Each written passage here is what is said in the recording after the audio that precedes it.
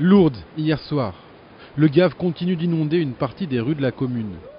L'urgence depuis le début de la soirée, c'est l'évacuation des hôtels et le relogement des pèlerins. On vient d'évacuer un groupe de 65 Italiens qui étaient là depuis 1 heure. Donc ça se passe dans le calme et la sérénité. Plus de 100 personnes, agents de police, pompiers, personnel administratif sont restés mobilisés toute la nuit pour tenter de gérer les impondérables.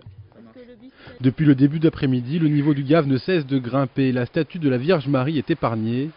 L'hôtel de la célèbre grotte, en revanche, a été submergé. L'ensemble des sanctuaires de la commune ont dû être évacués. La rivière est montée jusqu'à 4,50 m. C'est du jamais vu depuis 20 ans. À Saint-Béat, à certains endroits, la Garonne, qui traverse le village, a dépassé 1,80 m. Les 400 habitants de la commune ont tous dû abandonner leur maison. Par force, on a quitté. Là, il y a on a sorti le congélateur, il flottait. On a vu des caravanes, on va tout passer là. Certains coincés ont dû être élitreillés par les secours pour éviter le pire. Ici, c'est une employée de la mairie. Elle sera suivie quelques minutes plus tard par l'une de ses collègues. 3 hélicoptères ont été réquisitionnés pour transférer les habitants du village vers Martignac.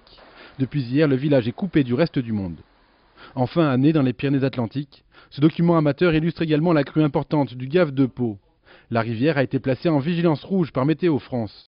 À l'Escar, dans une autre commune du département, 30 personnes ont dû être évacuées d'un camping.